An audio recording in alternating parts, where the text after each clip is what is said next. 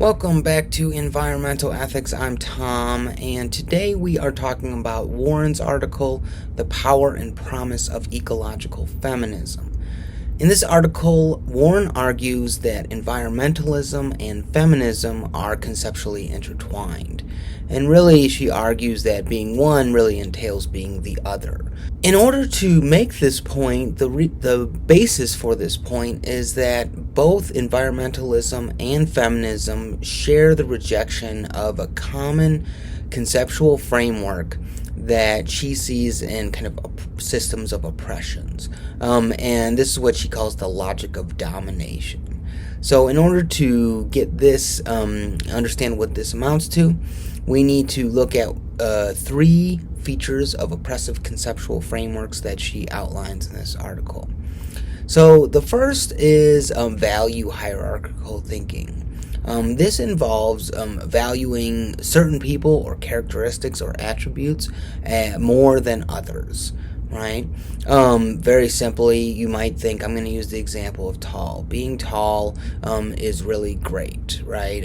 Being short is not so great. And you might think being smart is good, and not being smart is worse, and so on and so forth, right? This just means that you value certain things instead of other things, right?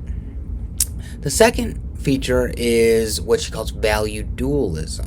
And she says these are disjunctive pairs, either or, pairs that represent a kind of exclusive dilemma of opposing features or values, right? So to use the same example that we had, right, it's either you're tall or you're short, right? And then you add that with the first part, you would say either you're tall or you're short, and if you're tall, that's great, and if you're short, that's not great, something like this, right? And we do this all the time, smart or stupid, fast or slow, so on and so forth, and one of those is better than the other, right? Now, these are the first two features. We don't have the third piece, that is the logic of domination. But I want to pause here to notice that these the first two components, the value hierarchical thinking and the value dualisms, that in itself is not quite oppressive. For example, I can think that being tall is better than being short. But that doesn't mean that I think that tall people are entitled to boss short people around or anything like that. I don't think it makes someone a better human being or anything like this. It just means that, I'm not very tall. I would prefer to be tall, right? Being smart, I go to school and I learn things because I want to be smarter. I think it's better to be smart than not be smart. But that doesn't mean that, once someone, graduates, now they're entitled to be a better person or something like this, right? There's no, nothing else is kind of attached to these value dualisms, and we use them quite a bit, right?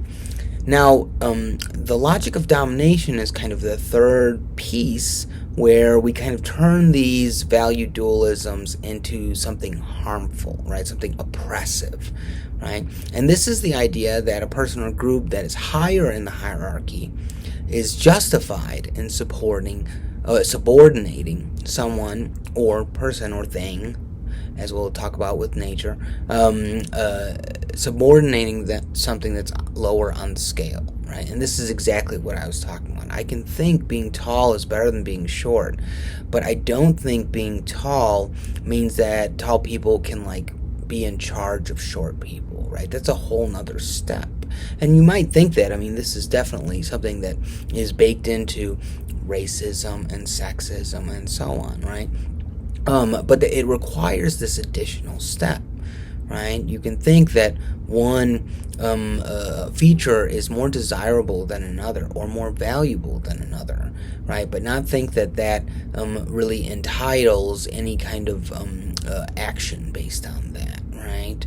And so what Warren's idea is that this is the same common structure that she sees in sexism, right? You have a value hierarchical thinking between men and women, but men valued higher than women, right? And then the idea that men are entitled to subordinate women, right? And also she thinks the same thing happens in what she calls naturism, right? That we view human beings, we talk about anthropocentrism, we view humans as somehow superior to the environment, and that is somehow entitles us to make use of the natural environment and resources as much as we want, right? To subordinate them to our will. And she thinks it's that third piece that's really like the main key.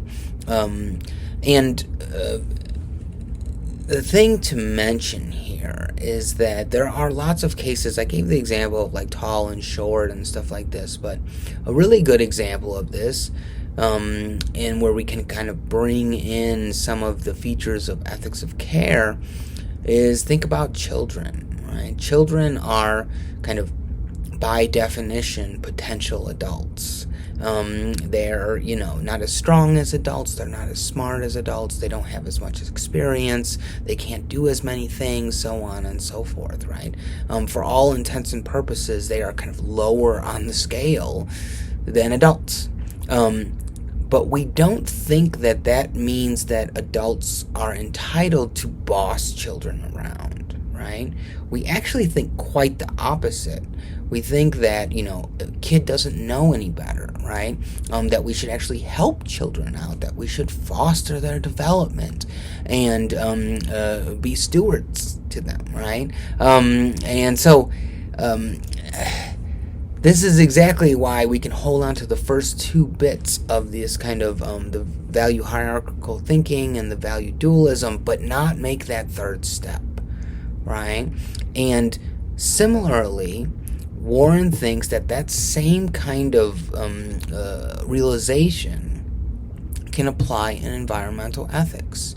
So in this case, we could say, yeah, human beings are pretty dang impressive, right? And for all intents and purposes, they are, head and shoulders above the advancement of any other animal species, right? I mean, we have technological advancements that are just like mind-boggling in comparison to any other living organism on Earth. Great. But that does not mean that human beings are entitled to make use of nature the way they want, right? That's the third piece, right? Just because humans are superior to nature does not mean that we are also entitled to make use of the environmental resources however we want. Moving forward, in a couple of weeks, we will look at an article by Michael Pollan about vegetarianism, and he references a book named Dominion, and is someone who subscribes to a kind of Christian anthropocentrism and thinks in light of that actually human beings have an obligation to show mercy to animals, and that they actually have an obligation to try to help nature because in virtue of the fact that they are better, right? They're morally superior, and so they should take the high road in a certain sense. So this is just kind of to motivate why we need all three steps here, and why that logic of domination is really the key in understanding this, right? And if you go on in the article, once she kind of presents this, the rest of it is starting to develop this idea of ecological feminism, right? It was ecofeminism. And she gives a picture of this, and a lot of the conceptual tools that she brings in are things that we have covered in Ethics of Care. She talks about this narrative of climbing, and the idea is to present our relationship, or our relation to nature, as a kind of relation, right? As a relation of caring, not so much that the world is just out there and it's just an object, and it's not one of respect, it's one of care. And she kind of makes this contrast.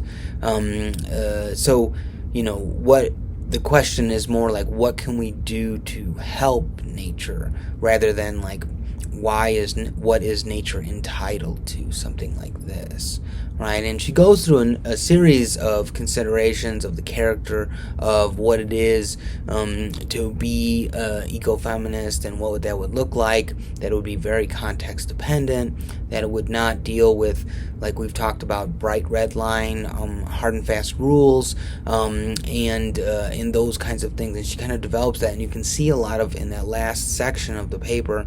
She really talks about a number of things that can be seen as, direct criticisms of theorists who try to straightforwardly apply paradigms like deontology and consequentialism to environmental ethics, and there's good reason to think that they have obstacles that they can't kind of surmount, which we've been talking about for quite a bit. And also, moving forward, this consideration of ecofeminism will be really, really helpful in having a certain kind of critical stance towards the last few papers that we will read that deal with moral vegetarianism, because those are really going to deal with a kind of consequentialist orientation towards that issue, and you might think that they're missing the boat in some way, or at least this raises important questions to think about when evaluating the papers that we will read for the rest of the semester. So that's it for this video. Thanks for watching.